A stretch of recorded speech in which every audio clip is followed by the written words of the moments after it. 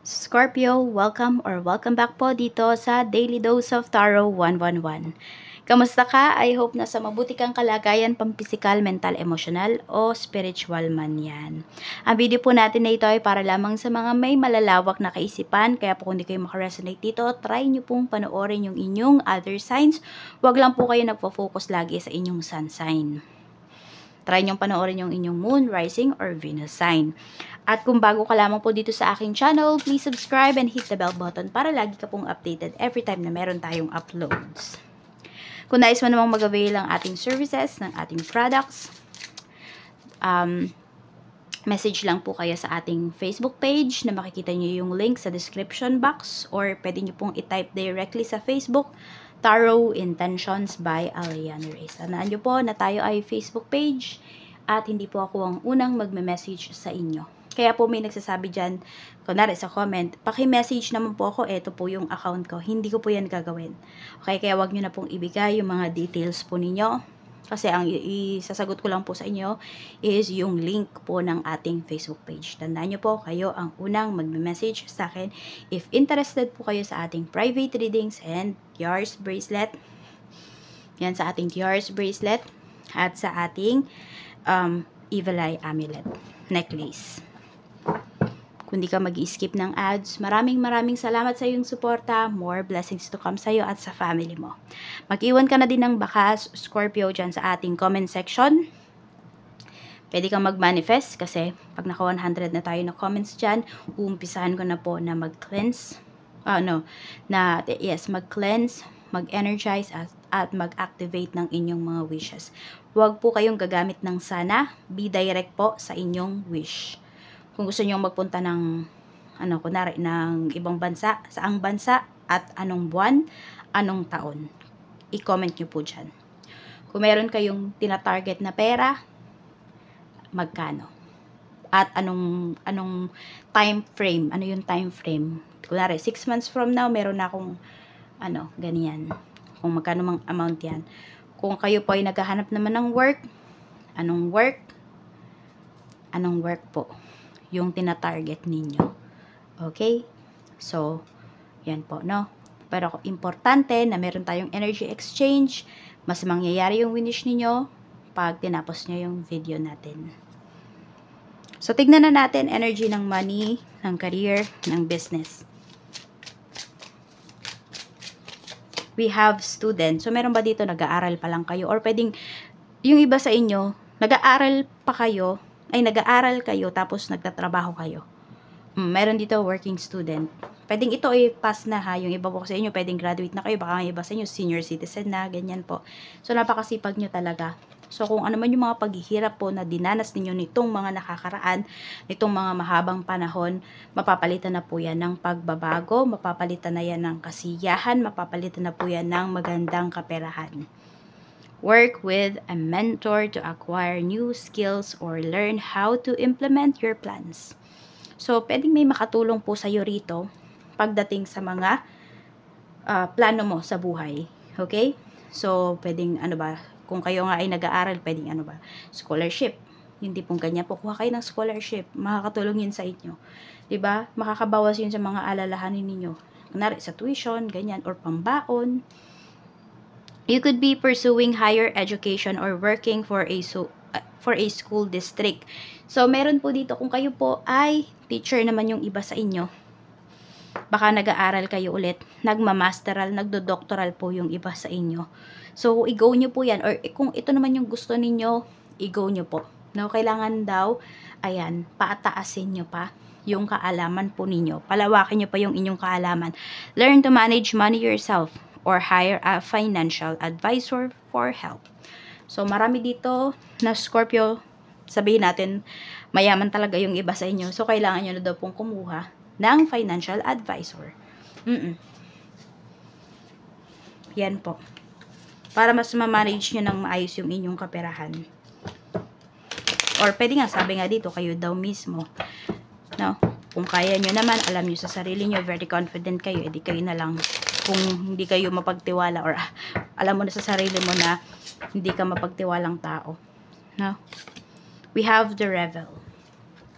Sabi dito, limiting beliefs are blocking your abundance. Ano yung mga pinaniniwalaan ninyo na pamahiin? Nasabi ko na to, nakalimutan ko lang kung kaninong sign yon. So, meron kasi dito. Diba? Kunwari, bawal mong gawin yan sa ganitong araw, sa ganitong oras. Sa halip na natapos mo na yung task mo, diba? Hindi mo siya magawa. Natambakan ka tuloy. Dahil sa pamahiin na yon. So, kung meron kayong kailangan gawin, ayan po, no? At alam mo naman na hindi makakasama yon. At wala naman yung, sabihin natin, wala namang, ano ba yun? Basta, hindi naman siya pinag-aralan, ganyan. Walang katotohanan, walang proof na ganito talaga yan. Kapag ginawa mo, ganito yung mangyayari. So, gawin nyo na po, ano? Kasi ito, nahaharangan daw yung inyong kaperahan, yung magandang flow ng money ninyo dahil sa ibang paniniwala po ninyo. Sabi dito, consider being a system buster, entrepreneur, or teaching a better way.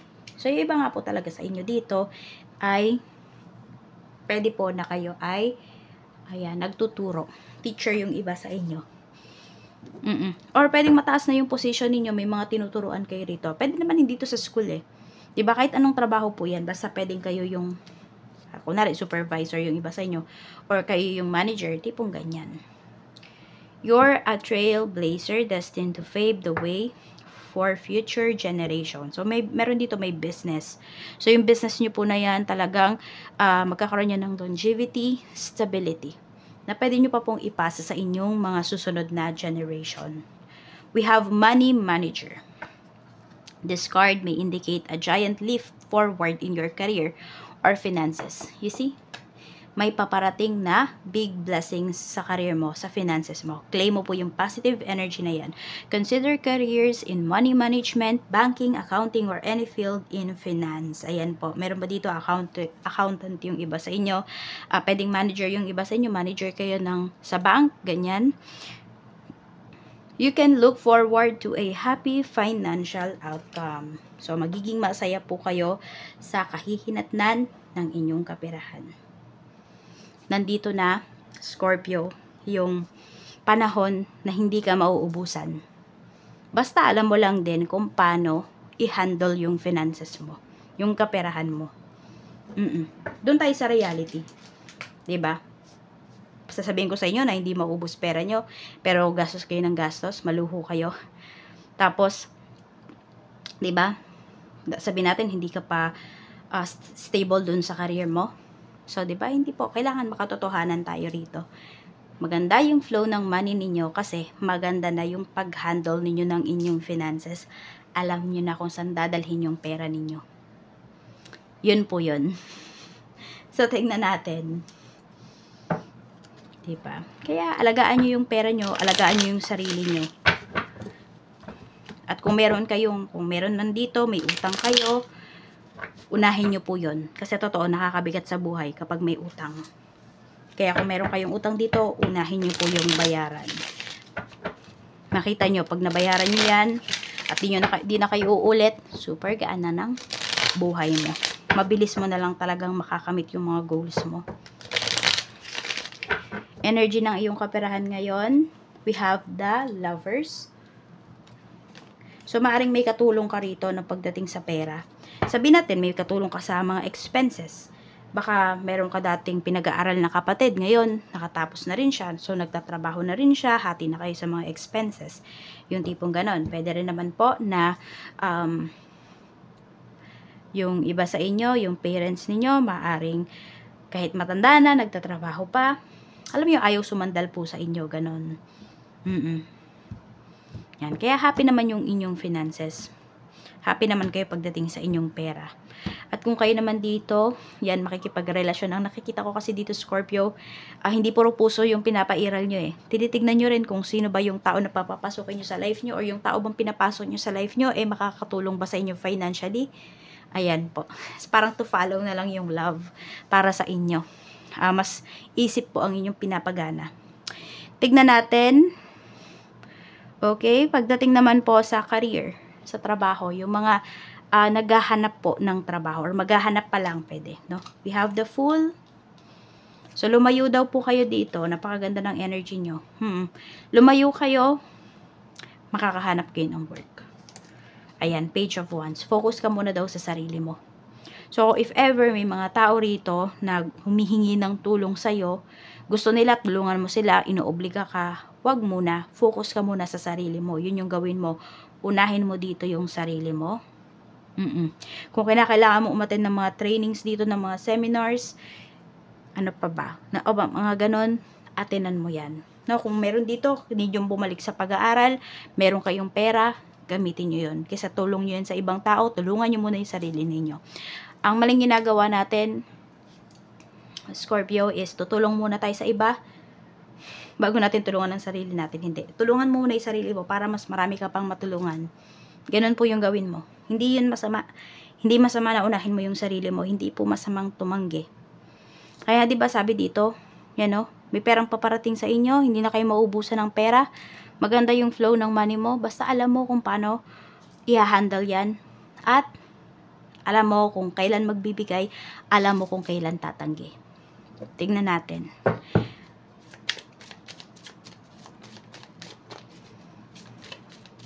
Sa may current job, we have 6 of Wands. Marami po dito, magtatagal talaga kayo dito sa trabaho ninyo.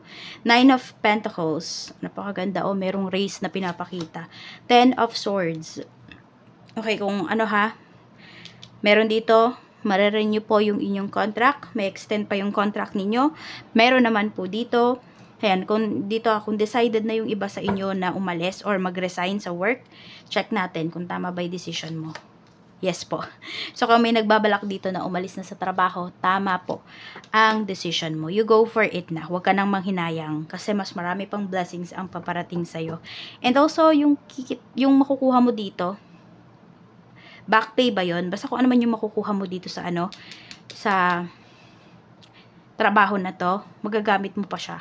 O, mapapalago mo siya.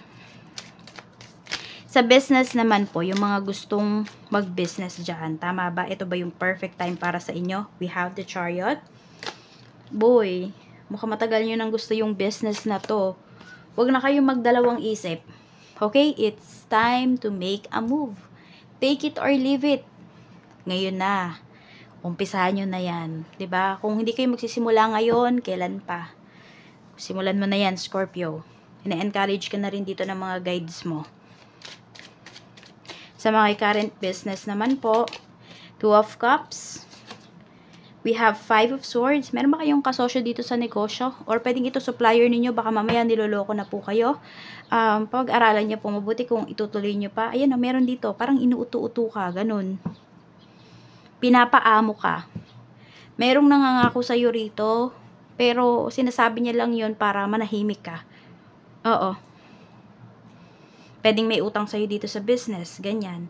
O kaya, laging palpak yung binibigay sa'yo ng supplier mo. Huwag po kayong pumayag. Huwag kayong maging masyadong mabait, Scorpio, no? Dahil ayaw mo lang masira yung connection ninyo. Hayaan mo lang masira yung connection ninyo kasi kung naaapektuhan na po yung business mo. Sa mga nalulugi yung business dyan, tignan natin kung dapat mo na bang i-give up ito or pagpatuloy pa. Meron ka pa bang magagawa?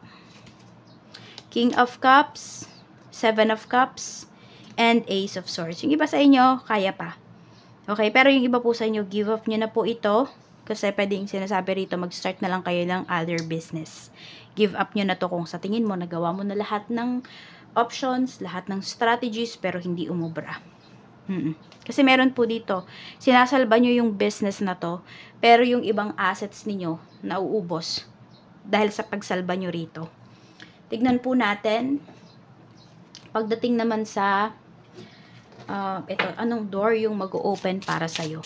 Anong door yung mag-open para sa'yo? Door of patience. So, be patient. Sinasabi sa'yo dito, endurance, perseverance, resilience, steadfastness. Okay? So, wag basta-basta magi-give up. Turtle is also a sign of good luck yan eh. Yan. So, iba sa inyo kung turtle, tortoise, ayan. Kung ano, kaya nyo, mag-alaga kayo ng ganito. Oo. So, Yes, yung iba nga talaga sa inyo, madami na kayong pinagdaanan in life. Kaya deserve na deserve nyo talaga, Scorpio, kung ano yung blessings, yung big blessings, yung tuloy-tuloy na magandang blessings na paparating sa inyo. Yan lamang po, maraming salamat. Mag-iingat kayo at mag-comment na kayo dyan sa baba ng inyong wishes. At least 3 wishes po. Ingat kayo at saka see you again on my next video.